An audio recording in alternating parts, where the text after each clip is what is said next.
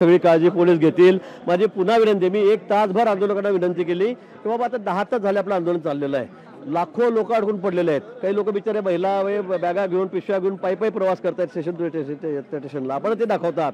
आणि म्हणून आम्ही विनंती केली की आता तुमच्या सगळ्या मागण्या मान्य झालेल्या आहेत, फास्ट ट्रॅकमध्ये टाका, फास्ट ट्रॅकमध्ये टाकला, उज्ज्वल निकमाची नियुक्ती करा, आपण ती त्या ठिकाणी तर गृहमंत्र्यांनी घोषणा केलेली आहे देवेंद्र फडणवीस साहेबांनी, त्या ठिकाणी शाळेवर कारवाई करा, त्यांच्या संस्थाचालकांवर असेल शिक्षकांवर असेल ती कारवाई त्या ठिकाणी झालेली आहे। पोलिसांनी विलंब केला, त्यांच्यावर कारवाई झाली आहे, त्यांना सस्पेंड करण्यात आलेलं आहे, त्याची SIT लावण्यात आलेली आहे वरिष्ठ पोलीस अधिकाऱ्यांच्या अध्यक्षतेखाली, ते आपण केलेलं आहे। आणि सगळ्या मागण्या मान्य केल्यानंतर आपण त्याला इथे आणा, त्याला इथे फाशी द्या, आता आपण सगळेजण साक्षीदार आहात, असं करता येईल का तुम्ही मला सांगा।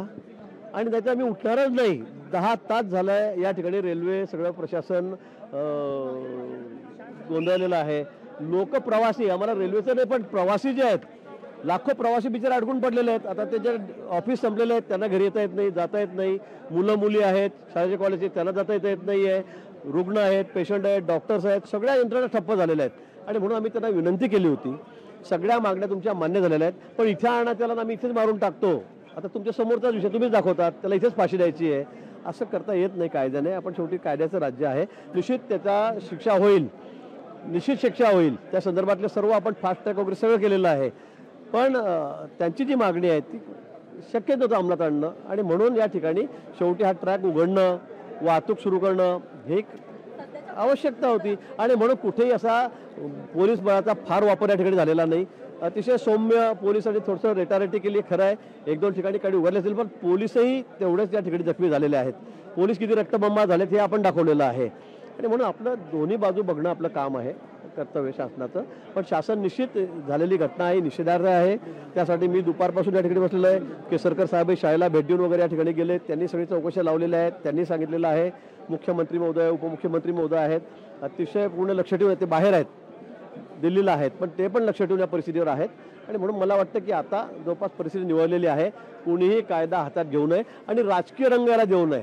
माझी लाडकी बहीणचे बोर्ड, माझी लाडकी बहीणचे बोर्ड घेऊन सकाळपासून माझी लाडकी बहीणचे बोर्ड घेऊन काही मंडळी, तेवढीच मंडळी ती सकाळपासून तीच आहे, जशी की रोजंदारीने लावलीत का, आम्हाला हे बरोबर आवडलं नाही, ते बोर्ड घेऊन रात्री छापले गेलेत, प्रिंटिंग प्रेसवरून निरोप आला की तुमचे असे बोर्ड छापले जात आहेत, तर हे योग्य आहे का। मला वाटतं ही घटना एवढी तीव्र आहे, इतकी गंभीर आहे आणि त्याचा आपण राजकीय फायदा उगाच घेण्याचा प्रयत्न कोणी करू नये, मला असं वाटतंय।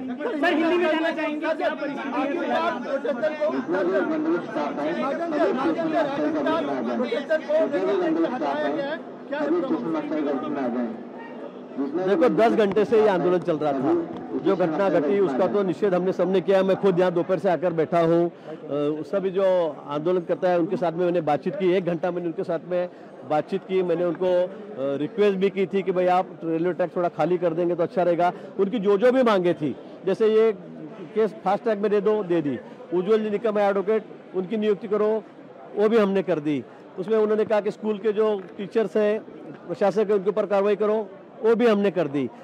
या केस दर्ज करने के लिए 10-11 घंटे लेट हो गए, पुलिस ऑफिसर पे कार्रवाई करो, वो भी हमने कर दी, सभी मांगे हमने पूरी कर दी। शासन को भी यही चाहते हैं, हमारे मुख्यमंत्री उप मुख्यमंत्री यही चाहते हैं कि सख्त से सख्त कार्रवाई ये आरोपी के ऊपर होना चाहिए, और हमने किया है। उसके बावजूद सब ये आंदोलनकर्ता जो थे वो कह रहे थे कि उसको यही लाओ आरोपी को, और ये हमारे सामने हमारे पास दे दो, या फिर उसको यही फांसी लटका दो।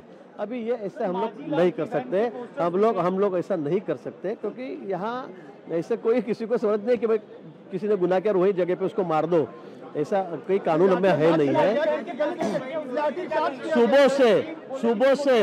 सुबह से आप लोग देख रहे थे, कुछ लोग अच्छा प्रिंट बना के, कल रात को किसी ने प्रिंट करके रखा था, प्रिंटिंग वाले ने भी हमें बताया था कि भाई यहाँ कुछ लाड़की बहन के बारे में पोस्टर यहाँ पे प्रिंट किए गए हैं, और आज 2-3 पोस्टर लेकर वही लोग है 12 घंटे से वही 4-6 लड़के यहाँ पे खड़े हैं भीड़ में, वही बता रहे माझी लाड़की बहन, माझी लाड़की बहन, मुख्यमंत्री की लाड़की बहन।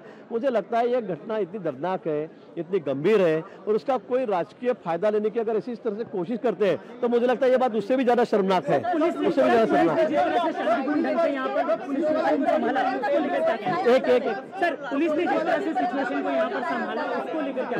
देखो दो बार दोपहर में भी पथराव यहाँ पर हुआ, अभी सामने थे, आप ही बता रहे थे, आपके चैनल से हम देख रहे थे, उसके बावजूद बावजूद भी पुलिस ने कोई लाठीचार्ज इस पे नहीं किया। हम समझ सकते हैं क्योंकि घटना ही ऐसी है, लोगों को मतलब गुस्सा है, तनाव है, हम लोग समझ सकते हैं। उसके बावजूद भी पुलिस ने कहीं लाठीचार्ज दोपहर में भी 2 बार भी नहीं किया। लेकिन अभी हम हटेंगे ही नहीं, रात भर यही बैठेंगे तो बाकी लाखों लोग जाएंगे कहाँ, कैसे करेंगे हम लोग भी। तो इसीलिए थोड़ा छोटा सा ऑपरेशन, ये ऑपरेशन बोल ही नहीं सकते, आप नहीं बताया, बस ट्रेन तुरंत शुरू हो जाएगी, तुरंत शुरू हो जाएगी। देखिए जैसी सिच्युएशन सर इस तरफ राजकीय फायदा म्हणजे माझी मुख्यमंत्री लाडकी बहीण या योजनेमुळे त्यांच्या पोटामध्ये फार मोठा गोळा उठलेला आहे। खरं म्हणजे त्या घटनेचा या घटनेचा काही संबंध नाही, पण जाणीवपूर्वक पोस्टर अगदी असे सुंदर असे पोस्टर छापून त्यांनी या ठिकाणी ते आणलेत आणि तुमच्या कॅमेऱ्यासमोर दिवसभर 10 तास झाले, 12 तास झाले ते या ठिकाणी दाखवण्याचा प्रयत्न करतायत। मला वाटतं इतकी पातळी विरोधकांनी सोडावी, मला ह्याचं खरं कमाल वाटते। म्हणजे ही घटना कुठली आहे, त्याची तीव्रता काय, गंभीरता किती आहे हे आपण बघत नाहीये, फक्त आमचा राजकीय फायदा कसा होईल यासाठी काही ठराविक लोकांना इथे सोडून दिलं मी म्हणेल, काही ठराविक लोक। आणि तुम्ही आता बघा या ठिकाणी आंदोलनकर्त्यामध्ये स्थानिक लोक किती आणि बाहेरचे लोक किती हे आता सिद्ध होईल, कारण कॅमेऱ्यामध्ये सगळे आलेले आहेत।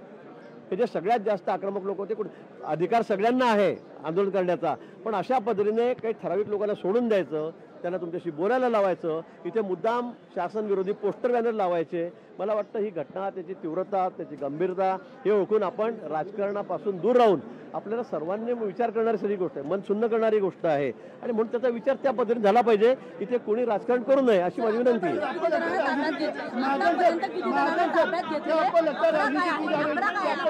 आता किती जण ताब्यात घेतला अजून मला आकडा माझ्याकडे आलेला नाही, मी विचारलेलं नाही। मी दुपारपासून इथेच आहे, मी सगळ्या गोष्टीवर लक्ष ठेवून आहे। माननीय मुख्यमंत्री महोदय आहेत, माननीय देवेंद्रजी गृहमंत्री, त्यांच्याशी मी फोनवर सारखा संपर्कामध्ये आहे। आता आकडा कळेल, पण आधी पोलीस जखमी आहेत त्यांनाही मी त्या ठिकाणी बघून घेतो। काही प्रवासी आहेत, मला वाटतं कोणी त्याच्यामध्ये जखमी, तुम्ही बघितलं की कोणी प्रवासी आहे जखमी झालेला नाही किंवा इथे आंदोलन करते कोणी या ठिकाणी जखमी झालेले नाही माझ्या माहितीप्रमाणे अजून तरी असतील तर त्यांनाही मी बघेल।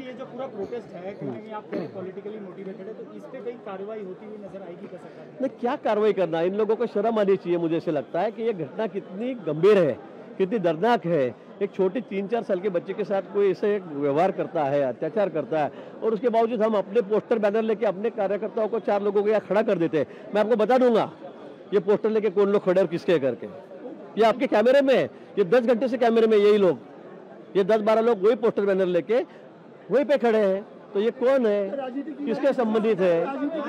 बिल्कुल राजनीति इसमें की जा रही है, इसमें राजनीति की जा रही है, मुझे ऐसे लगता है, और ये शर्म की बात है, मैं ये भी कहूंगा। Thank you sir, thank you.